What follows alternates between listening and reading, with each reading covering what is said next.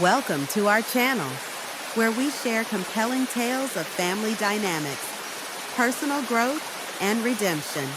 Today's story will touch your heart and perhaps inspire you to examine the boundaries in your own relationships. Join us as we explore how one grandmother's bold decision to create a contract transformed her family forever. She's just the housekeeper we hired, Eleanor Shaw heard her son James say to the neighbor in the hallway. Her hand clutched the edge of the kitchen counter as shock washed over her. 7 years of bedtime stories, bandaged knees, school pickups, and home-cooked meals. And this was how her son described her to strangers. Eleanor, a 67-year-old retired elementary school teacher with silver-streaked auburn hair and warm hazel eyes, had moved in with her son James, daughter-in-law Rebecca, and grandson Noah when the boy was just 6 months old. What began as temporary help for the new parents had morphed into a permanent arrangement that gradually eroded her identity and dignity. "Oh, I'm sorry, I thought Noah mentioned his grandmother lives with you." The neighbor, a middle-aged man in a business suit, stammered awkwardly.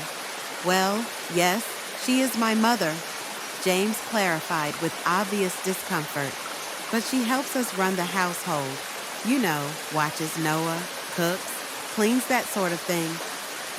The neighbor nodded, clearly uncomfortable, and quickly changed the subject to a condo association meeting. Eleanor stood frozen in the kitchen, invisible to both men despite the open doorway between them.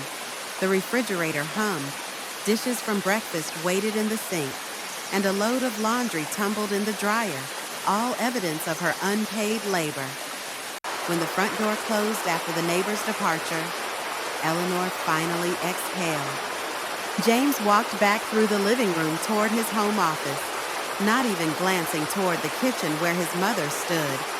If he had, he might have noticed the transformation taking place, shoulders straightening, jaw setting firmly, and a new fire igniting in her eyes. "Just the housekeeper," she whispered to herself. "After everything." She thought of little Noah, now 7 years old, with his father's dark hair and her own curious eyes. She had taught him to read, comforted him through chicken pox, prepared his favorite dinosaur-shaped sandwiches, and stayed up countless nights when he had asthma attacks. She had been grandmother, babysitter, cook, tutor, and housekeeper all rolled into one, and she had done it all willingly, out of love. But love, Eleanor was beginning to realize, should never require the surrender of one's dignity. The past 7 years flashed through her mind, giving up her part-time position at the community center library, renting out her cherished 2-bedroom apartment to move in with James and Rebecca, gradually taking on more and more responsibilities as the young couple focused on their demanding careers. Eleanor had reasoned that her modest teacher's pension and the rental income from her apartment would sustain her, while helping her son's family would give her purpose. What she hadn't anticipated was becoming invisible, a household fixture rather than a respected elder. Eleanor walked slowly to her bedroom, the converted home office that James and Rebecca had reluctantly cleared out for her years ago. The room barely fit a twin bed and a small dresser. Family photos lined the dresser top, her late husband Frank smiling beside her on their 30th anniversary, James graduating from college, baby Noah in Eleanor's arms at the hospital. Her life's treasures displayed in a room too small to hold her spirit. "This ends now," she said firmly to her reflection in the small mirror above her dresser. "One way or another, this ends now." Eleanor had always believed that families supported one another without keeping score. When Rebecca had announced her pregnancy 7 years ago, while pursuing a promotion at her financial management firm, Eleanor had offered her help without hesitation. "Mom, we're going to need some help when the baby comes," James had said during a Sunday lunch at Eleanor's apartment. "Rebecca has a big project at work, and I'm in the middle of developing that new software. We're thinking of hiring a nanny, but we're not sure about having a stranger with our newborn. Eleanor had looked at her son so much like his father, with his serious eyes and determined chin, and had seen the boy she'd raised alone after Frank's sudden heart attack 20 years earlier. James had been just 16 then, and the two of them had weathered grief together, forming a bond that Eleanor treasured. "I could help," she had offered, "just until you both get settled with the baby." Rebecca had exchanged a look of relief with James. "That would be amazing. Eleanor, just for a few months while I secure this promotion. It would mean everything to us." A few months had turned into a year, then 2, then 7. Eleanor had watched Noah grow from a colicky infant to a curious toddler to an imaginative schoolboy. Meanwhile, Rebecca had climbed the corporate ladder to become a senior manager, working long hours and traveling frequently. James had launched his own tech consultancy, often disappearing into his home office for 12-hour stretches. Eleanor had gradually assumed most household responsibilities, preparing meals, doing laundry, grocery shopping, driving Noah to school and activities, helping with homework, scheduling medical appointments, and keeping the apartment clean. Initially, James and Rebecca had shown appreciation, a thank you here, a small gift there, but over time, gratitude had morphed into expectation. The first indication of her shifting status had come 3 years into the arrangement. "Mom, would you mind running these shirts to the dry cleaner?" James had asked one morning, dropping a pile of wrinkled button-downs onto the kitchen counter while checking emails on his phone. "I'm taking Noah to his swimming lesson this morning," Eleanor had replied. "I can do it tomorrow." James had looked up, surprised. "But I need the blue one for a client meeting tomorrow. Can't you take Noah to swimming a little later?" "The class starts at 9. James, it's not flexible." James had sighed impatiently. "Well, I guess I'll have to do it myself then," he'd muttered, sounding put upon, as if Eleanor had somehow failed him. Small moments like that had accumulated over the years. Rebecca critiquing how Eleanor folded laundry or organized the refrigerator. James interrupting Eleanor's rare phone calls with friends to ask where something was kept. Both of them making plans that affected the household without consulting her. Eleanor's role had slowly transformed from helper to servant, her opinions and needs becoming increasingly irrelevant. The only bright spot had been Noah. The boy adored his grandmother, seeking her out for stories, crafts, and comfort. Eleanor had protected him from knowledge of the growing tension, maintaining a warm, loving environment despite her own declining spirits. Rebecca had once been an aspiring painter before the financial sector had lured her away with promises of security and status. James had inherited his father's love of woodworking, but rarely found time for it anymore. Eleanor observed how her son and daughter-in-law had gradually sacrificed their passions for professional advancement, accumulating stress along with material comforts. Perhaps, Eleanor had reason, their treatment of her stemmed from their own unhappiness, the pressure to maintain appearances, to afford their luxury condo, to provide Noah with every advantage. Understanding this context didn't excuse their behavior, but it helped Eleanor maintain compassion even as she planned to reclaim her dignity. "We've been thinking," Rebecca had announced over dinner 4 months ago, not meeting Eleanor's eyes. "Now that Noah's a bit older, we really need our space back."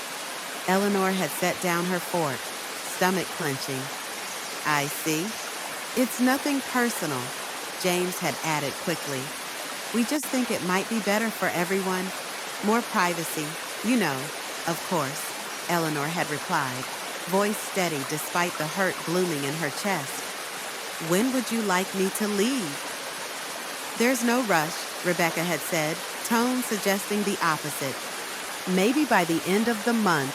And so, with 3 weeks' notice, Eleanor had packed her modest belongings and moved to her older sister Martha's suburban home 30 minutes away. Martha, a retired nurse with silver hair and a no-nonsense attitude, had welcomed Eleanor with open arms and pointed questions.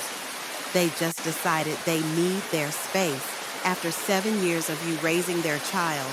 Martha had asked incredulously as they'd unpacked Eleanor's suitcases. That's gratitude for you. I'm actually relieved, Eleanor had admitted, arranging her books on the guest room shelf. I've felt increasingly unwelcome there, like an employee whose contract ended but who doesn't know how to leave. Martha had snorted. Well, they'll figure out what they've lost soon enough. Martha's prediction had proven accurate. Just 6 weeks after Eleanor's departure, James had called. Mom, how are you? He'd asked, feigning casual interest before quickly pivoting. Listen, there's this amazing robotics camp that Noah really wants to attend this summer. It would be perfect for his college applications eventually, but it's $5,000. And with the new car payment and the condo fees, Eleanor had listened in disbelief as her son smoothly transitioned from faux concern to a financial request. Not once during the conversation did James mention missing her or acknowledge her contributions to their family. Noah reportedly missed her, but James and Rebecca evidently missed only her checkbook. I'll think about it, Eleanor had responded, unwilling to commit or refuse in the moment. After hanging up, she'd sat in Martha's sunny kitchen, thoughts churning. This request had illuminated everything to James and Rebecca. She represented convenience and financial support, not a beloved family member. The realization stung, but it also crystallized her path forward. They've pushed too far, Martha had observed, setting a cup of tea before her younger sister. Yes, Eleanor had agreed, surprising herself with her calm. And now I need to show them exactly what I'm worth. That evening, Eleanor had called her old friend Patricia Wilson, a retired family law attorney who had helped Eleanor navigate Frank's estate years earlier. I need advice on writing a contract, Eleanor had explained after catching up briefly. A very specific kind of contract. Patricia had listened without judgment as Eleanor outlined her situation and her plan. It's unorthodox, she'd finally said, but legally sound. Come by tomorrow, and we'll draft something that protects your interests. With Patricia's help, Eleanor had researched market rates for professional nannies, housekeepers, and personal chefs in her city. The figures had astonished her. Her unpaid labor would have cost James and Rebecca well over $60,000 annually if they'd hired professionals.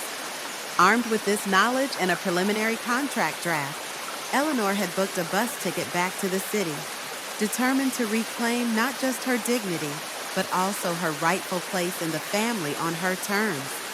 Eleanor arrived at James and Rebecca's building on a Thursday afternoon, rolling her small suitcase across the polished marble lobby. The doorman recognized her immediately. Mrs. Shaw, welcome back. The family must be thrilled you're returning, he said warmly. We'll see about that, Henry, Eleanor replied with a small smile. When Rebecca opened the apartment door, surprise flickered across her face before she composed herself. Eleanor, we weren't expecting you. I thought I'd visit Noah for a few days, Eleanor explained, stepping inside without waiting for an invitation. The apartment looked different after just 2 months away. Dishes piled in the sink, toys scattered across the living room, a basket of unfolded laundry on the couch. Signs that they'd struggled without her. Noah came barreling down the hallway, face lighting up. Grandma, he shouted, flinging himself into her arms. Eleanor's heart swelled as she hugged him tightly, inhaling the familiar scent of his shampoo. I've missed you so much, sweetheart, she whispered. Are you staying? Noah asked hopefully, pulling back to search her face. For a little while, Eleanor answered, conscious of Rebecca hovering nearby. James emerged from his office, surprise giving way to calculation as he greeted his mother. Eleanor observed how quickly he glanced at the mess around them, clearly connecting her return with relief from household chaos. "Great timing, Mom," he said. "We were just talking about finding someone to help around here. Things have been pretty hectic." Eleanor nodded noncommittally. "I can see that." That evening, after Noah went to bed, the pattern Eleanor remembered so well reasserted itself. Rebecca casually mentioned a growing grocery list, while James complained about running out of clean dress shirts. Neither explicitly asked Eleanor to address these issues, but the expectation hung in the air like a fog. "I'll get some groceries tomorrow," Eleanor offered, watching their shoulders relax at her words. She was gathering intelligence. Confirming what she already knew, they saw her primarily as household support. Over the next 3 days, Eleanor methodically documented every task she performed and every request made. She cooked meals, tidied the apartment, did laundry, and cared for Noah while making mental notes of James and Rebecca's behavior.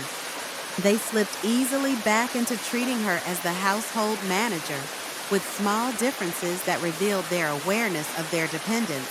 Rebecca brought home an expensive bottle of wine to thank you, while James made a show of taking Noah to the park one afternoon, though he spent most of the time on his phone. The defining moment came when Eleanor overheard Noah speaking to a school friend on a video call. "I can't come over Saturday because my grandma's back," Noah was saying.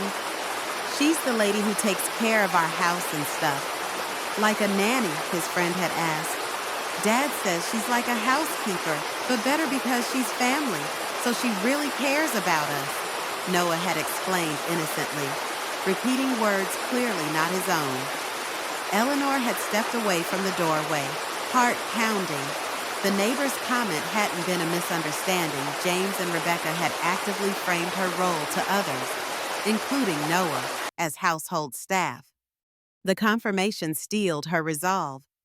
That night, Eleanor texted Patricia, "Bringing the contract tomorrow. Everything is exactly as I suspected." The next morning, Eleanor visited Patricia's office to finalize the contract. The document outlined specific duties, hours, compensation, and importantly, a respect clause, stipulating that any demeaning language or treatment would result in immediate termination of services without notice. "Are you sure about this approach?" Patricia asked as Eleanor reviewed the final draft. "It's going to cause tension." "The tension is already there," Eleanor replied. "This just brings it to the surface where we can address it. Besides, I've tried everything else." Patricia nodded, understanding in her eyes. "You know them best. I hope this works out the way you want it to." "So do I," Eleanor said softly. "But either way, I'll have my dignity back." Contract in hand, Eleanor stopped at a print shop to make 3 copies before returning to the apartment. She arrived to find James and Rebecca both home for lunch, a perfect opportunity. Eleanor took a deep breath, straightened her shoulders, and prepared to reclaim her worth. Eleanor set the table for lunch with unusual formality. Placing the 3 sealed envelopes beside each adult's plate, Noah was at school, allowing for an uninterrupted conversation. "What's this?" James asked, picking up his envelope as he sat down. "Something I'd like us to discuss before Noah gets home," Eleanor replied, taking her seat. "Please, read it carefully." Rebecca and James exchanged puzzled glances before opening their envelopes. Eleanor watched their expressions shift from curiosity to disbelief as they scanned the document. "Employment contract for household and child care services," James read aloud, voice rising in pitch. "Mom, what is this? Exactly what it appears to be?" Eleanor answered calmly. "If my role in this household is that of a housekeeper and nanny, as you've described to neighbors and even to Noah, Then I believe it's appropriate to formalize the arrangement. Rebecca's face flushed. This is ridiculous. We're family. Are we? Eleanor countered. Family members don't describe each other as hired help to strangers. Family members don't evict each other when convenient, then call only when they need money. James shifted uncomfortably. Mom, I don't know what you overheard, but I heard you tell our neighbor I'm just the housekeeper. I heard Noah repeat those words to his friend, and I heard you ask for $5,000 for a robotics camp without so much as asking how I was settling in at Martha's. Eleanor's voice remained steady, though her hands trembled slightly. These aren't misunderstandings, James. They're patterns. Rebecca skimmed through the contract, eyes widening at the listed compensation rates. This is absurd. We can't afford these rates. That's exactly my point, Eleanor said. You can't afford what I've been providing for free. Professional nannies in this city charge $25 an hour. Private chefs charge even more. Housekeepers with my level of thoroughness don't come cheap.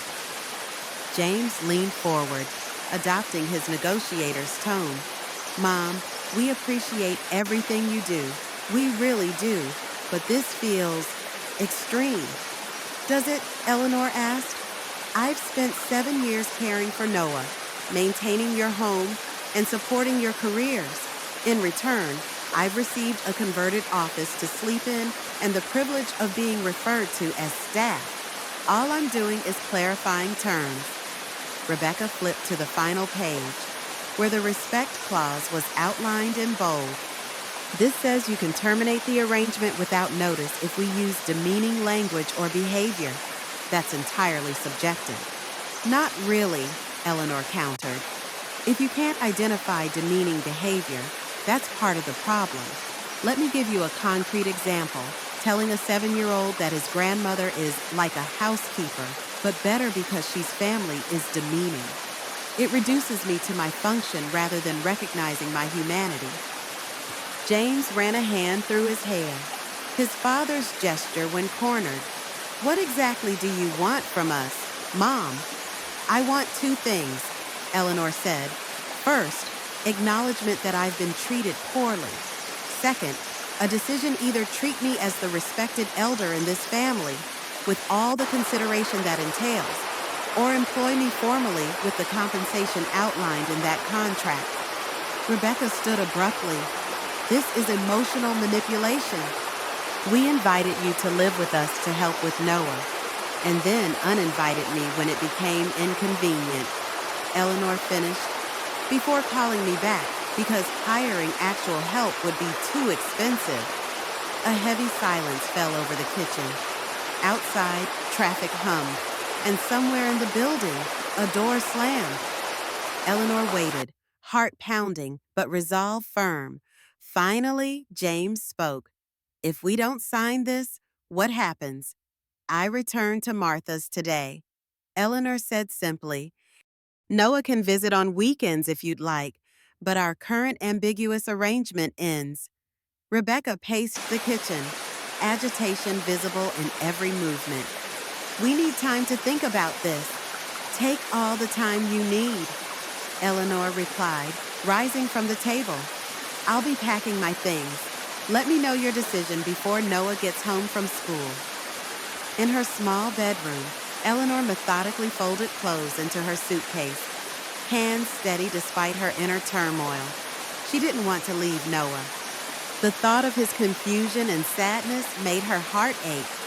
But continuing as before would destroy what remained of her self-respect, and ultimately, she'd be teaching Noah a terrible lesson about how family members should treat each other. A soft knock interrupted her thoughts. James stood in the doorway, contract in hand, expression troubled. Can we talk? He asked. Eleanor gestured for him to enter. James sat on the edge of the bed, shoulders slumped. I've never thought of you as an employee, he began. Perhaps not consciously, Eleanor conceded, but your actions tell a different story. James stared at the contract. Rebecca's upset. She feels blindsided. I understand that, Eleanor said. Change is uncomfortable, especially when it challenges our self-image. Rebecca sees herself as a good person who would never exploit family. My contract suggests otherwise. And what about me? James asked, looking up. How do you think I see myself? Eleanor considered her son carefully. I think you see yourself as someone who takes care of his family. You work hard, provide a nice home, and want the best for Noah. But somewhere along the way, you forgot that I'm family too, not just a resource to be utilized. James flinched at her words. I don't know how we got here, he admitted. It happened so gradually. One small assumption at a time, Eleanor said gently. Each one seemingly insignificant on its own. They sat in silence for a moment before James spoke again. If we sign this, what changes? Everything and nothing? Eleanor replied. I'll continue caring for Noah and helping around the house, but with clear boundaries. My time will be respected. My contribution will be acknowledged. And most importantly, I'll be treated as a person, not a function. James nodded slowly. I'll talk to Rebecca. An hour later, with Noah due home any minute, James and Rebecca appeared in Eleanor's doorway. Rebecca's eyes were red-rimmed, her expression a complex mixture of indignation and shame. James held the contract, a pen clipped to the top. We've signed it, he said quietly, handing it to Eleanor. All 3 copies. Eleanor accepted the document, relief washing over her. Thank you. This doesn't feel right, Rebecca said, arms crossed defensively. Contracts are for business, not family. Sometimes family needs the clarity business provides, Eleanor replied, especially when boundaries have become blurred. Noah's voice echoed from the front door. Mom, Dad, I'm home. Eleanor met James's eyes. A fresh start, she said softly. He nodded, a flicker of understanding passing between them. A fresh start. The first week under the contract revealed just how entrenched patterns had become.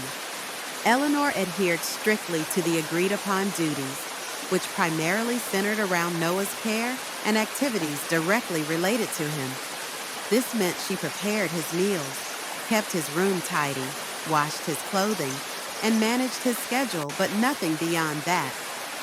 The first morning, Eleanor prepared breakfast only for Noah, setting a single small place at the table. Both James and Rebecca entered the kitchen with expectant expressions that quickly morphed into confusion. There's no coffee? James asked, glancing around the kitchen. Eleanor pointed to the coffee maker. The beans are in the upper cabinet. Filters are in the drawer below. Rebecca frowned. You always make breakfast for everyone. I did, Eleanor agreed pleasantly. Now I make breakfast for Noah, as specified in Section 2 of our agreement. She placed a plate of scrambled eggs and toast before Noah's seat, just as he bounded into the kitchen. Grandma made my favorite, Noah exclaimed, climbing onto his chair. Rebecca opened her mouth to protest, then closed it again, apparently remembering the respect clause. Instead, she silently set about making coffee while James rummaged for cereal. Throughout the day, Eleanor noticed James and Rebecca watching her with bewilderment as she went about her contracted duties. She vacuumed only Noah's room, not the entire apartment.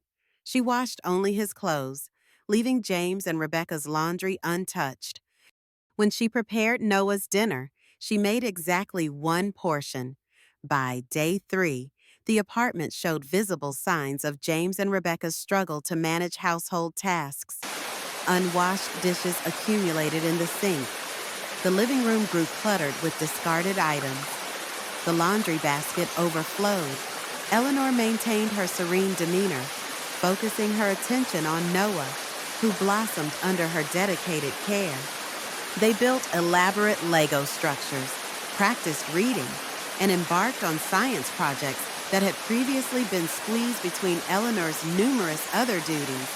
"Why aren't you cleaning the whole apartment anymore?" Noah asked innocently on the fourth day, observing his mother frantically wiping kitchen counters before rushing to work. "Grandma is focusing on spending time with you now," Eleanor explained carefully. "Mom and Dad are taking care of their spaces, and I'm helping with yours." Noah considered this. "I like it better this way. We have more fun." His simple observation validated Eleanor's approach. By drawing boundaries around her contribution, she had created space for what truly mattered: her relationship with Noah. The contract's effect on James and Rebecca proved equally revealing. James adapted more quickly, washing dishes each evening and running occasional loads of laundry. Rebecca struggled visibly, unused to domestic tasks after years of depending on Eleanor. Tension between the couple mounted as they negotiated this new division of labor. On the seventh day, Rebecca approached Eleanor while Noah was at a play date. "This isn't working," she said bluntly, gesturing around the increasingly chaotic apartment. Eleanor looked up from her book. "What specifically isn't working?" "This arrangement," Rebecca said, frustration evident. "We're both working full-time. We can't manage everything without your help." "You're describing precisely why my contribution deserved recognition," Eleanor pointed out. "When I was handling everything, did you consider how difficult it was? Or did you simply assume it would always get done?" Rebecca's expression shifted from frustration to discomfort. "I never thought about it that way," she admitted reluctantly. "Most people don't," Eleanor said, tone softening. "Invisible labor remains invisible until it stops." Rebecca perched on the edge of the couch. "So what now? Do we hire additional help?" "That's entirely up to you," Eleanor replied. "I'm fulfilling my contracted duties. If you need more support, that's a separate discussion, one you and James should have together." That evening, Eleanor overheard James and Rebecca's heated conversation from behind their bedroom door. "We can't afford a housekeeper on top of everything else," James argued. "Then you need to do more," Rebecca countered. "I'm already handling all the scheduling and appointments, plus working 50 hours a week. And what do you think I'm doing? Just sitting around." James's voice rose in frustration. Eleanor moved away from the door, satisfied that they were confronting the reality of household labor. Their struggle wasn't her objective, but their awareness was. For too long, they had taken for granted the enormous amount of work involved in maintaining a home and raising a child. Now they were finally seeing it. Meanwhile, Noah continued to thrive under the new arrangement. With Eleanor focused exclusively on his needs and activities, he received more consistent attention than ever before. His reading improved. He took greater interest in science and art. Most significantly, he began expressing his thoughts and feelings more openly, especially about his parents' long work hours. "Sometimes I wish Mom and Dad were home more," he confided to Eleanor during their afternoon reading time. "Like Bradley's parents. They both have jobs, but they come to all his games." Eleanor nodded. "Have you told them that?" Noah shook his head. "They're always busy or tired when they're home. Perhaps they don't realize how you feel," Eleanor suggested gently. "Sometimes grown-ups need help understanding what children need." Later that week, a new development arose when Noah brought home a flyer from school. "Look, Grandma," he exclaimed, waving the colorful paper. "My art teacher nominated me for a special summer program. It's art and science together. We get to design and build inventions." Eleanor examined the flyer. The program cost $800, substantially less than the robotics camp James had mentioned, and emphasized creativity and problem solving rather than competitive achievement. "This sounds perfect for you," Eleanor said warmly. "You love both art and science." "Can I do it?" Noah asked eagerly. Please, we'll need to discuss it with your parents, Eleanor replied. But I think it's a wonderful opportunity. When Rebecca returned home that evening, Noah immediately showed her the flyer. Eleanor observed her daughter-in-law's reaction carefully. But we were planning on the robotics camp, Rebecca said, frowning. That would look much better for future applications. Future applications, Eleanor echoed. Noah is 7 years old. It's never too early to build a strong profile, Rebecca insisted. The robotics program is nationally recognized. Noah's excitement dimmed visibly. But I like drawing better than robots, he said quietly. Eleanor stepped in gently. The art and science program aligns perfectly with Noah's interests, and it costs significantly less than the robotics camp. Rebecca's expression sharpened at the mention of cost. This isn't about money, isn't it? Eleanor asked mildly. James called me specifically to ask for money for the robotics camp, not to discuss what Noah might actually enjoy. Rebecca fell silent, glancing between Noah's hopeful face and the flyer in her hand. I'll talk to your father, she finally said. Later that night, James sought out Eleanor in the kitchen. Rebecca told me about the art program, he began, leaning against the counter. She's pretty set on the robotics camp, though. Why? Eleanor asked directly. Because it's what Noah wants, or because it's what looks impressive to other parents. James had the grace to look uncomfortable. Both, I guess. We want him to have every advantage. The greatest advantage you can give him is nurturing his actual interests, Eleanor said. Noah loves art. He enjoys building and creating.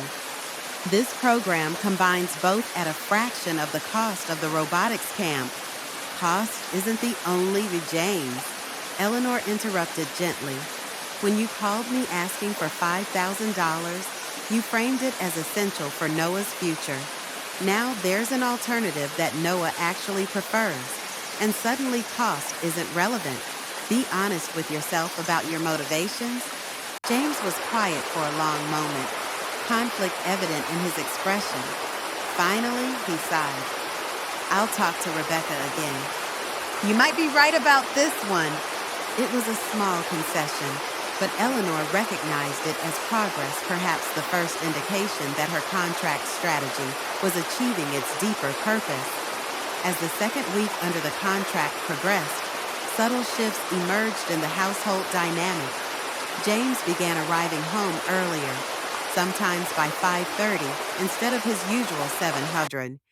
He started taking more interest in Noah's daily activities, asking specific questions rather than general, how was school inquiries, whether motivated by genuine desire for connection or by the practical reality that Eleanor was no longer handling everything. The change benefited Noah visibly. Rebecca's adaptation proved more complicated. Her ingrained expectation that Eleanor would manage household matters created frequent moments of tension when she discovered tasks undone or responsibilities unmet. Yet Eleanor also noticed Rebecca making efforts setting up a shared calendar for Noah's activities, organizing a cleaning schedule with James, even attempting to cook dinner one evening with mixed results that ended in pizza delivery. The apartment gradually found a new equilibrium, not as pristine as when Eleanor had managed everything, but functional in its own way. More significantly, Eleanor observed changes in how James and Rebecca interacted with Noah, with household responsibilities more evenly distributed. Their limited time at home focused more intentionally on connecting with their son. One evening, Eleanor overheard James decline a client call to help Noah with his science homework. I promised my son I'd help him tonight, he said firmly. I can call you back tomorrow morning. The boundary so similar to ones Eleanor had encouraged him to set for years represented genuine growth. The respect clause in the contract remained untested until the second Saturday. When Rebecca's parents visited for dinner, Eleanor had agreed to prepare the meal as a special arrangement outside her regular duties with additional compensation, as specified in the contract's overtime section. Eleanor has been a godsend with Noah, Rebecca told her mother as they sat in the living room. We'd be lost without her help. Eleanor, arranging appetizers on a tray in the kitchen, smiled at the compliment until Rebecca continued. She's practically part of the staff at this point, knows exactly how we like everything done. The casual remark sent a familiar sting through Eleanor. She set down the tray and walked calmly to the living room doorway. Rebecca, she said pleasantly, could I speak with you for a moment? In the hallway, away from the others. Eleanor kept her voice low but firm. I believe referring to me as practically part of the staff violates Section 5 of our agreement. Rebecca's cheeks flushed. I was complimenting you by reducing me to a service provider rather than acknowledging me as family. Eleanor clarified. I understand it wasn't intentional, but that's the pattern we're trying to break. Rebecca opened her mouth to argue, then closed it again, considering. You're right, she finally admitted. I didn't think about how that sounded. I apologize. Eleanor nodded, accepting the apology. Thank you. Now, let's rejoin your parents. When they returned to the living room, Rebecca made a point of correcting her earlier statement. Actually, Mom, Eleanor isn't staff. She's Noah's grandmother and an essential part of our family. We've recently realized we hadn't been acknowledging her contribution appropriately. The moment, though small, marked significant progress, Rebecca not only accepting correction, but actively working to repair the mischaracterization. Eleanor felt a glimmer of hope that genuine change might be possible. The following week brought the decision about Noah's summer program. James approached Eleanor one evening while she helped Noah with his reading. We've decided to enroll Noah in the Art and Science program, he announced. You were right, it aligns better with his interests. Noah looked up, face brightening. Really, Dad, not the robot camp. Really, James confirmed, smiling at his son's excitement. Mom and I talked about it, and we think this program sounds perfect for you. Eleanor observed the interaction with quiet satisfaction. The decision represented more than just a summer activity choice. It signaled James and Rebecca prioritizing Noah's genuine interests over external appearances. Small as it was, the shift suggested they were beginning to question the achievement-oriented parenting approach that had dominated their choices. Later that week, Eleanor received a call from Martha. How's the contract experiment going? Her sister asked. Has James come to his senses yet?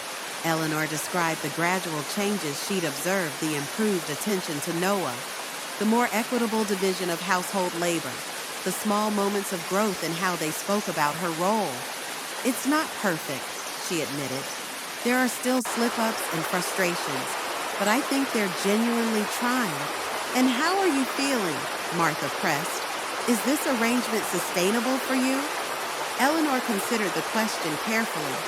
I'm feeling respected, she finally said.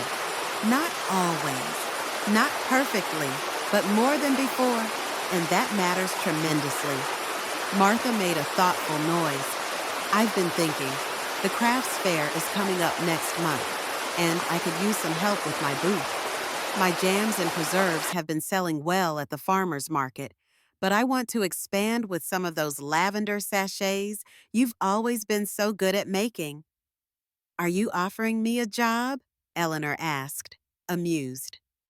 I'm offering you an alternative, Martha clarified. A place where your contributions would be appreciated from the start, not after being forced through a legal document. The invitation resonated with Eleanor more deeply than she expected. The thought of working alongside her sister in the fresh air, creating things with her hands, free from the complex dynamics of her son's household, it held undeniable appeal. I'll think about it, she promised. Let me see how things develop here first. After hanging up, Eleanor sat quietly on her bed, contemplating her future. She had options now, a realization both liberating and slightly terrifying after years of feeling trapped in her role at James and Rebecca's home. 3 days later, Eleanor found James in the kitchen late one evening, attempting to repair Noah's science project that had broken earlier in the day. "Need some help," she offered, observing his frustrated efforts with glue and cardboard. James looked up gratefully. "Please, I've never been good at this crafty stuff." Eleanor sat across from him at the table and deftly began reassembling the model solar system Noah had constructed.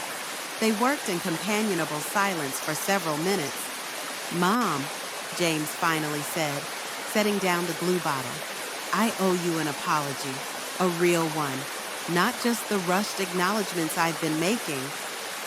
Eleanor continued working, but nodded for him to continue. "I've been thinking about how we treated you these past years," he said, voice low and serious. "How I treated you, and I'm ashamed. I let convenience override respect. I took advantage of your generosity. Worst of all, I taught Noah, through my actions, that it was acceptable to treat you as less than." Eleanor felt a tightness in her throat. "Thank you for saying that, James." "The contract was a wake-up call," he continued. "At first, I was angry, but now I understand why you felt it necessary. We left you no other option. There's always another option," Eleanor said gently. "I could have left entirely, but Noah matters too much to me, and so do you, despite everything." James looked up, surprise and gratitude in his eyes. "We don't deserve you." "It's not about deserving," Eleanor replied. "It's about recognizing value, both mine and yours. For too long, we all lost sight of what matters." They finished repairing the project together, and as James stood to leave, Eleanor decided to share her news. "Martha has invited me to help with her booth at the county crafts fair next month. She's expanding her business beyond preserves into handmade goods." James paused, processing the information. "Are you going?" "I'm considering it," Eleanor said honestly. "It would be for at least 2 weeks, possibly longer if it goes well." "Noah will miss you," James said, then quickly added, "We all will, but you should go if you want to. We'll manage." Eleanor studied her son's face, noting the sincerity that hadn't been present in similar conversations before the contract. "Thank you for understanding." As James turned to leave, he hesitated in the doorway. "The contract. It's been almost a month now. Have I?" He struggled to find the words. "You've made progress," Eleanor assured him. "Both of you have. But we're not there yet." James nodded, accepting her assessment without argument, another small but significant change. The next morning, Eleanor told Noah about Martha's invitation over breakfast. 2 whole weeks, Noah asked, eyes wide with concern. "Who will help me with my reading?" "Your parents will," Eleanor said firmly. "And we can video chat every evening if you'd like." Noah considered this. "Can I come visit you and Aunt Martha on a weekend?" "That's a wonderful idea," Eleanor replied. "I'll talk to your parents about it." Later that day, Rebecca surprised Eleanor by initiating a conversation about the potential visit. "James mentioned you might go to Martha's for the craft fair," she said, joining Eleanor on the balcony where she was reading. "Noah's already asking if he can visit you there." Eleanor nodded. "I thought perhaps one weekend, if you and James aren't too busy." Rebecca hesitated, then said, "Actually, I was thinking, maybe we could all come just for a day or two. Noah would love it, and it might be nice to see what you're doing there." The suggestion, so different from Rebecca's usual dismissive attitude toward Eleanor's interests, caught Eleanor off guard. "That would be lovely," she managed, genuinely touched by the gesture. Rebecca smiled tentatively.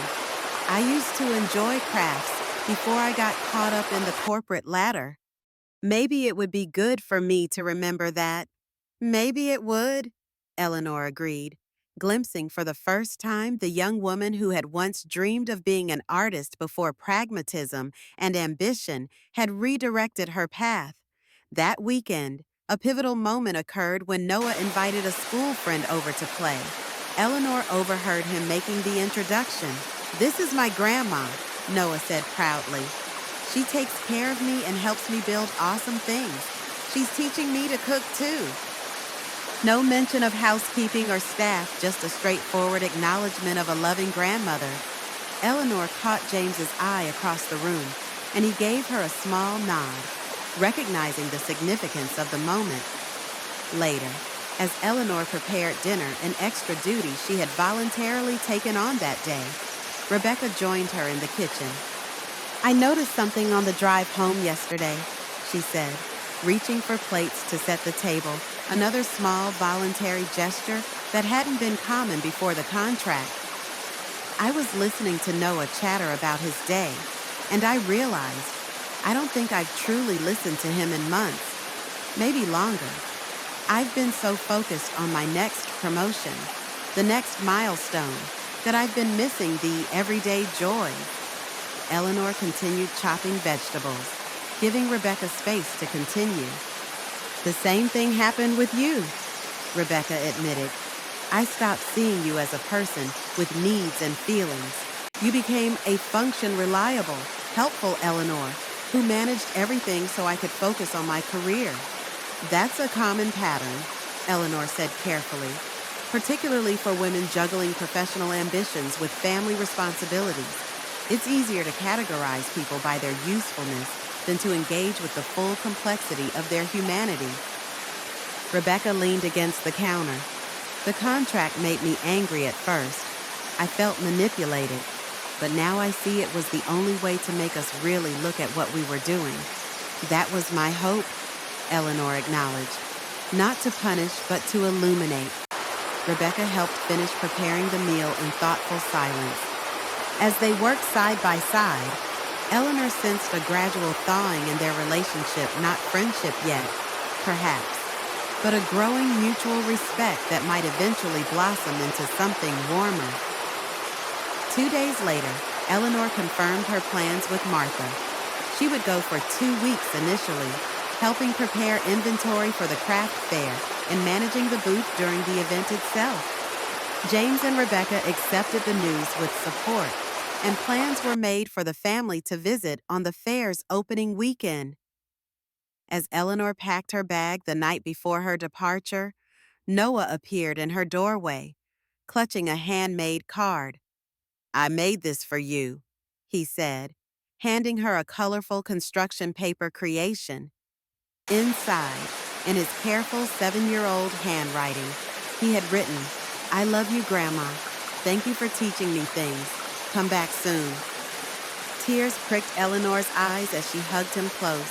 "I'll be back before you know it, sweetheart, and we'll talk every day." "Promise?" he asked, voice muffled against her shoulder. "I promise," she assured him. The next morning, as James prepared to drive Eleanor to the bus station, Rebecca approached with an unexpected offer.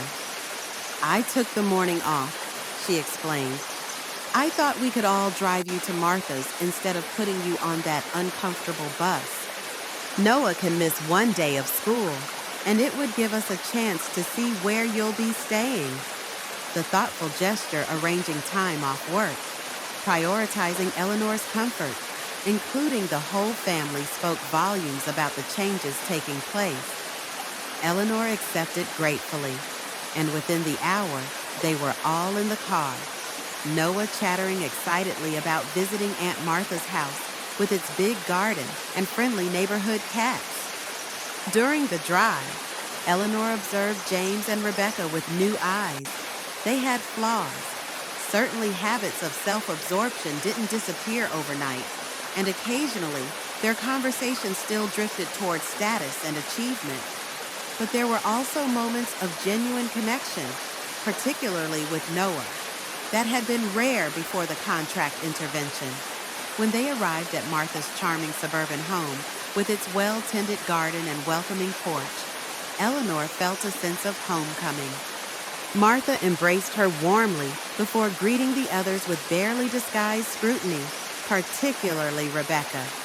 "So you're the corporate whiz who's been working my sister to the bone," Martha said bluntly, though her tone remained light. Rebecca, to her credit, didn't bristle. "I'm the daughter-in-law who's been learning some hard but necessary lessons," she replied with unexpected grace. Martha's eyebrows rose appreciatively. "Well then, come in for lunch before you head back. I want to hear all about this contract I helped set in motion." Over sandwiches and Martha's homemade lemonade, the conversation flowed more easily than Eleanor had anticipated.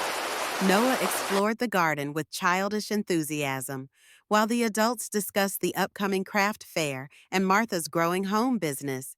"You should see Eleanor's lavender sachets," Martha told Rebecca. "She has a real talent for handcrafts, always has, since we were girls." "I didn't know that," Rebecca admitted, glancing at Eleanor with genuine interest. "You've never mentioned it." "You never asked," Eleanor said simply, without accusation. Rebecca absorbed this with a thoughtful nod. "There's a lot I never asked, isn't there?" When it came time for James, Rebecca, and Noah to depart, the goodbyes were affectionate but not overwrought. Noah extracted multiple promises of daily video calls, while James assured Eleanor they would manage the household in her absence. "We'll see you in 10 days for the fair opening," Rebecca reminded her. Noah's already planning which crafts he wants to see first. As their car disappeared down Martha's quiet street, Eleanor felt a curious mixture of emotions: relief at the temporary freedom from complex family dynamics, sadness at being separated from Noah, and cautious optimism about the changes taking place in her relationship with James and Rebecca. "They're trying," Martha observed, joining Eleanor on the porch. "I'll give them that much." "Yes," Eleanor agreed. "They are." "The question is," Martha continued shrewdly, "is it enough? And more importantly, what do you want next? Eleanor, now that you've reclaimed your dignity, what will you do with it?" It was a profound question, one that Eleanor would ponder deeply over the days to come. The 2 weeks at Martha's home unfolded in a rhythm entirely different from Eleanor's life in the city. Mornings began with coffee on the porch, watching birds flit among Martha's flowering bushes. Days were filled with productive work sewing lavender sachets, assembling gift baskets, designing displays for the upcoming fair. Evenings brought quiet conversations with Martha or calls with Noah, who faithfully reported his day's activities and progress with his summer program projects. James and Rebecca called occasionally too sometimes, with practical questions about Noah's routines, but increasingly just to check in. Eleanor noted that they never asked when she would return, instead focusing on her experience at Martha's and sharing news of their own adjusting household. Rebecca actually learned to make Noah's dinosaur sandwiches, James reported with something like pride during one call. "They're a bit lopsided, but Noah loves them." The space and time apart allowed Eleanor to reflect on her situation with greater clarity. She had spent so many years defining herself through her service to James's family that rediscovering her own interests felt like meeting an old friend after a long absence. The creative work with Martha awakened dormant skills and passions. The relaxed pace nourished her spirit in ways she hadn't realized she needed. 5 days before the craft fair, Martha made an unexpected proposal as they labeled jars of strawberry preserves. "I've been thinking," she began casually. "This craft fair business is taking off better than I expected. The online orders are increasing too. I could use a partner rather than just occasional help." Eleanor looked up, surprised. A partner, someone with good taste, meticulous attention to detail, and a talent for handcrafts. Martha elaborated. Someone I trust completely. Someone like my sister. You're offering me a business partnership. Martha nodded. We could convert my guest room into your permanent space. Or, if you prefer more independence, Mrs. Layton down the street is moving to Florida next month, and her little cottage would be perfect for you. It's just 3 blocks away. The possibility of a complete life change unfolded before Eleanor living near Martha, building a small business together, creating a new identity separate from her role as James and Rebecca's household manager. The prospect both exhilarated and terrified her. "What about Noah?" she asked, the central question that had anchored all her decisions for 7 years. "Noah could visit regularly," Martha said practically. "We're only 30 minutes from the city, weekends, school holidays. You'd probably see him more meaningfully than when you were acting as unpaid staff in their home." Eleanor couldn't deny the logic, yet her heart constricted at the thought of not being part of Noah's daily life. "I need to think about it," she said finally. "Of course," Martha agreed, "but don't make your decision based solely on what's best for everyone else. For once, Eleanor, consider what's best for you." The weekend of the craft fair arrived, bringing perfect late spring weather and crowds of enthusiastic shoppers. Martha's booth, with its attractive displays of preserves, handcrafted sachets, and small gift baskets, drew steady interest. Eleanor discovered she enjoyed the social aspects of selling, chatting with customers, sharing the stories behind their products, seeing people appreciate items she had created. Saturday afternoon brought James, Rebecca, and an excited Noah to the fair. Eleanor spotted them navigating through the crowded aisles, Noah pulling his parents eagerly toward Martha's booth. "Grandma," he shouted, breaking free to rush into her arms. "We found you!" Eleanor hugged him tightly, breathing in the familiar scent of his shampoo and the unfamiliar trace of Rebecca's perfume, evidence of their evolving morning routine without her. "Hello, sweetheart. I've missed you so much." James and Rebecca followed at a more sedate pace, both looking somewhat out of place among the casual fair attendees in their smart casual attire. Yet Eleanor noted small changes. Rebecca's hair pulled into a simple ponytail instead of her usual professional style. James wearing jeans instead of his typical weekend khakis. "This is quite an operation," James said appreciatively, surveying the booth with genuine interest. "Aunt Martha told us you've been instrumental in getting everything ready."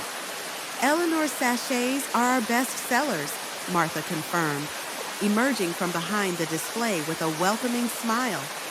"She has the touch." Rebecca picked up one of the lavender-filled pouches, examining the neat stitching and tasteful design. "These are beautiful," she said with evident surprise. "I had no idea you could make things like this." "There's a lot we didn't know about Mom," James said quietly, the acknowledgement hanging in the air between them. Noah tugged at Eleanor's hand. "Can I help in the booth? Grandma, please?" "Of course you can," Eleanor agreed, showing him how to arrange the smaller items and greet customers. For the next few hours, they all worked together in unexpected harmony. James revealed a surprising talent for sales, engaging passers-by with friendly conversation. Rebecca organized the display with her characteristic efficiency, while Noah charmed customers with his enthusiasm. Martha caught Eleanor's eye at one point, raising an eyebrow in silent commentary on this transformed family dynamic. As the afternoon waned, Martha shooed them away. "Go show them your favorite spot by the creek," she instructed Eleanor. "I can manage here for an hour." The walk to the small creek at the edge of the fairgrounds provided a welcome respite from the crowds. Noah ran ahead, investigating rocks and fallen branches with the boundless curiosity of childhood, while Eleanor walked between James and Rebecca. "You seem different here," James observed. "More relaxed, happier." Eleanor nodded. I am, the pace suits me, the work is satisfying, and Martha and I have always balanced each other well. A brief silence fell before Rebecca spoke hesitantly. Martha mentioned that Mrs. Layton is selling her cottage. Eleanor glanced at her, surprised that Martha had shared this information. Yes, she is. Are you considering it? Rebecca asked, her tone carefully neutral. Eleanor took a deep breath, deciding honesty was the only appropriate response. I'm considering several options, she acknowledged. Martha has proposed a business partnership. The cottage would provide me with independence while staying close enough to work with her. And close enough to visit Noah, James added, understanding the unspoken priority.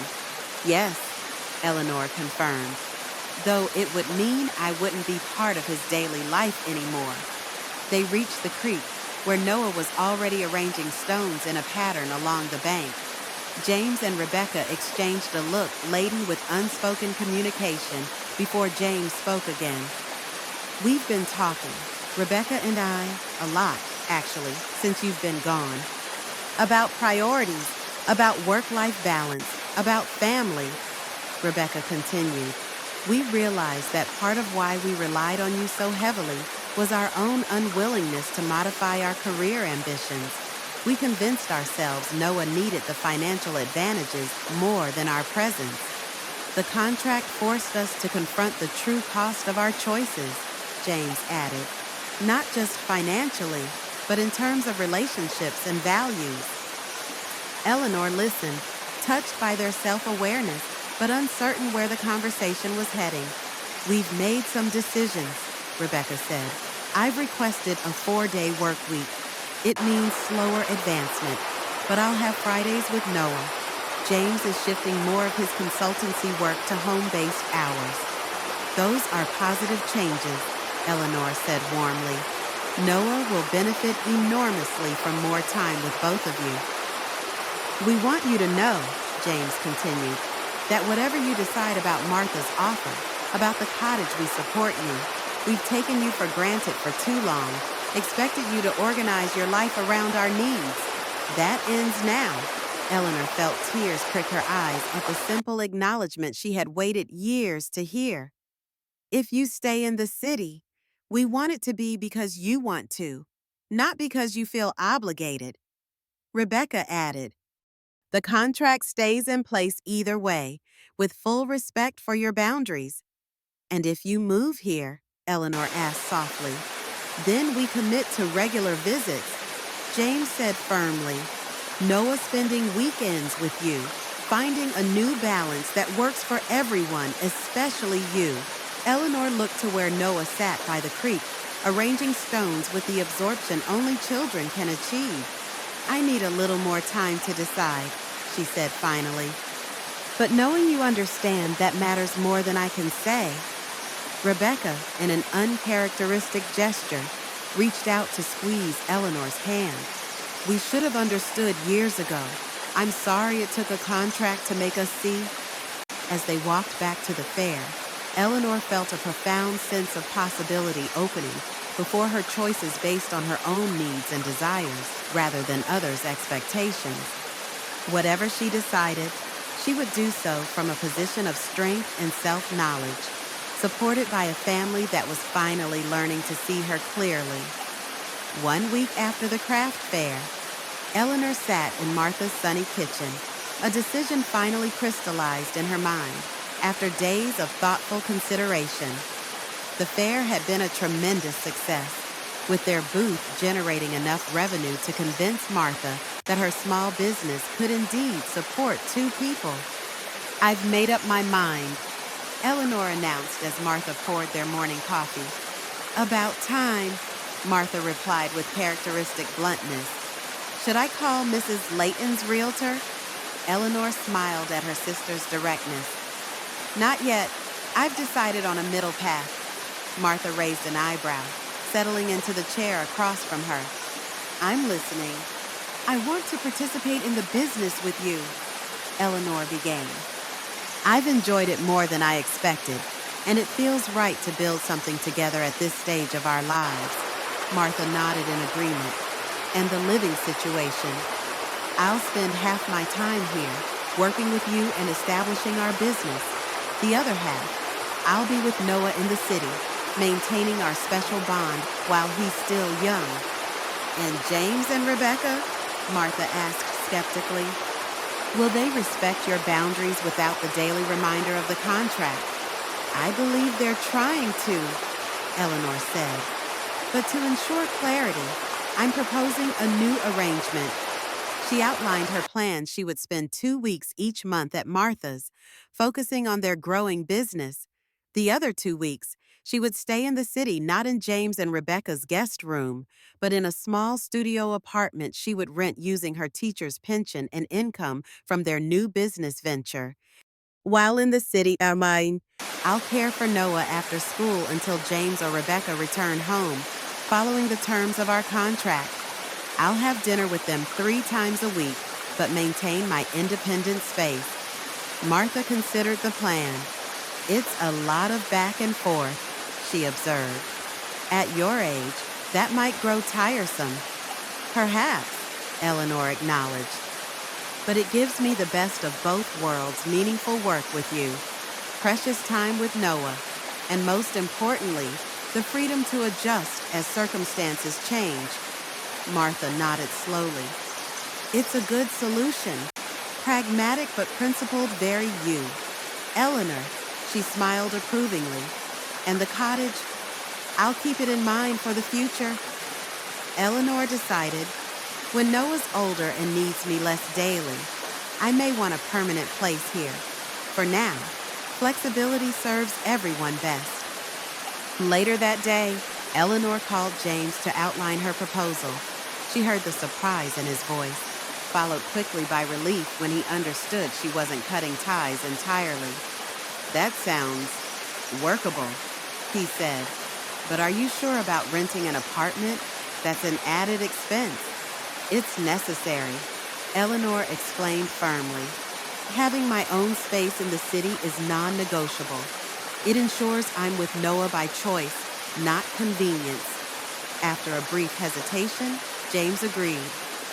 We'll help you find something suitable, close to us. Thank you, Eleanor said, appreciating his support but noting, I'll find my own place. This is about independence, James. 3 days later, Eleanor returned to the city to share her decision with the entire family, including Noah. James and Rebecca welcomed her with genuine warmth, while Noah catapulted himself into her arms with his characteristic enthusiasm. After dinner, with Noah settled beside her on the couch, Eleanor explained her plan in terms the 7-year-old could understand. So you'll live in your own apartment, like Dad did when he was in college? Noah asked, processing the information. Similar to that, Eleanor confirmed. I'll have my own place here in the city, and I'll also spend time at Aunt Martha's house helping with her business. But you'll still pick me up from school and help with my homework. Noah's primary concern was naturally how the arrangement would affect him directly. On the weeks I'm in the city, yes, Eleanor assured him.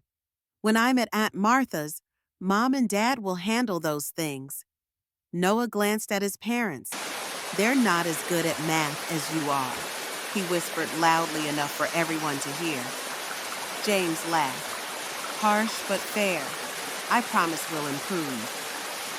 And you'll come visit me at Aunt Martha's sometimes, Eleanor continued. You can help with the craft booth again. You were excellent at that. This promise brightened Noah's expression considerably. Can I help make the jam next time? Absolutely, Eleanor assured him. As Noah's bedtime approached, he insisted Eleanor read his story, clinging a little tighter than usual during their goodnight hug. I missed you, he confessed softly. I missed you too, sweetheart, Eleanor replied, heart full. But I'll always be part of your life. That will never change. After Noah was asleep, Eleanor joined James and Rebecca in the living room for a more detailed discussion of the practical aspects of her plan. To her surprise, Rebecca had already researched several apartment options within walking distance of their building. These all have good security and are in our school district, Rebecca explained, showing Eleanor the listings on her tablet. I thought that might be important for when Noah visits you. The thoughtful consideration so different from Rebecca's former dismissive attitude touched Eleanor deeply. Thank you. That's very helpful. And we've been talking about the financial side, James added. We want to restructure the contract to reflect your reduced hours while ensuring fair compensation. They discussed the details candidly, with none of the defensiveness that had characterized their initial contract negotiation. Both James and Rebecca demonstrated understanding of Eleanor's need for independence while acknowledging the continued value of her contribution to their family. There's one more thing, Rebecca said when they had settled the practical matters. We've been looking at weekend houses in the area near Martha. Nothing fancy, just a small place where we could spend time regularly, making it easier for Noah to maintain his connection with you even during your weeks there. Eleanor looked at her daughter-in-law in astonishment. You would do that, James nodded. We've been discussing our priorities. He explained. The truth is, we've been chasing professional success at the expense of what really matters: family, connection, balance. This seems like a concrete way to demonstrate our commitment to changing that pattern. Besides, Rebecca added with unexpected self-awareness, I could use more trees and fewer emails in my life. The craft fair weekend was the most relaxed I've felt in years. The following month brought significant transitions for everyone, and Eleanor found a charming studio apartment, just 3 blocks from James and Rebecca's building, small but perfectly suited to her needs, with large windows that flooded the space with light. Martha drove into the city to help her settle in, bringing along a housewarming gift of handmade curtains and a basket of preserves. James and Rebecca began house hunting in Martha's area, eventually finding a modest 3-bedroom cottage with a large yard about 10 minutes from Martha's home. They planned weekend visits twice monthly, coordinating so that Noah could spend maximum time with Eleanor, regardless of which location she was based at during any given period. The contract remained in effect, though modified to reflect Eleanor's new schedule. When in the city, she cared for Noah after school until 6:30, prepared his meals, and helped with homework, all compensated at the rates they had agreed upon. The respect clause remained prominently in place, though James and Rebecca's infractions grew increasingly rare as new patterns of interaction became established. Most significantly, Eleanor found herself enjoying the balance between independence and family connection. Her work with Martha flourished, with their expanding line of handcrafted goods attracting both local and online customers. Her relationship with Noah remained close, while incorporating healthy boundaries that allowed him to develop stronger bonds with his parents. James and Rebecca, true to their word, modified their work schedules to be more present in Noah's daily life.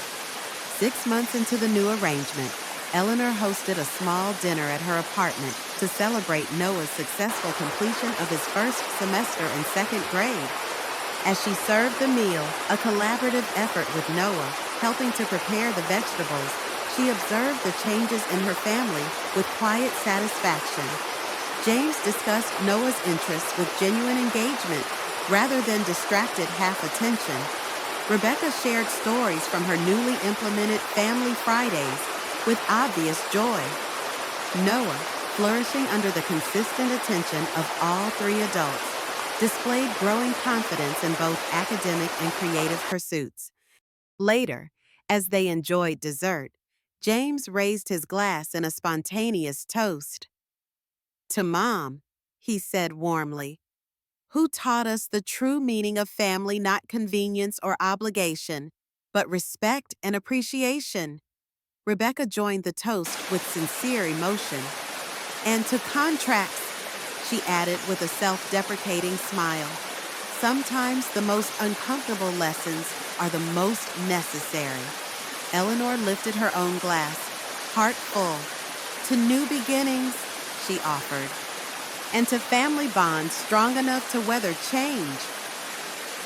As the evening wound down, Noah helped clear the table without being asked, a small gesture that reflected the values being cultivated in this restructured family. Before leaving, he hugged Eleanor tightly. "I'm glad you have your own place, Grandma," he said with 7-year-old candor. "But I'm even more glad you're still my grandma, no matter where you live." After they departed, Eleanor stood at her apartment window, watching them walk down the street, James with his hand on Noah's shoulder, Rebecca pointing out something in a shop window, Noah skipping occasionally in the way of children everywhere. They had all found a better path forward, one built on mutual respect rather than convenience. The contract that had once seemed so radical now rested in Eleanor's desk drawer, still legally binding but increasingly symbolic. Its true purpose had been fulfilled, transforming a relationship based on exploitation into one founded on recognition of each person's inherent worth. Eleanor turned back to her cozy apartment, filled with evidence of her rediscovered identity craft projects in progress. Books she was finally finding time to read. Photographs from both phases of her life displayed with equal prominence. At 67, she had reclaimed not just her dignity, but also her future proof that it was never too late to insist on respect and to create a life that honored one's own value as well as the bonds of family love. The journey hadn't been easy or straightforward. There had been hurt feelings, difficult conversations, and necessary compromises. But as Eleanor prepared for bed that night, she reflected that the most worthwhile endeavors rarely followed a simple path.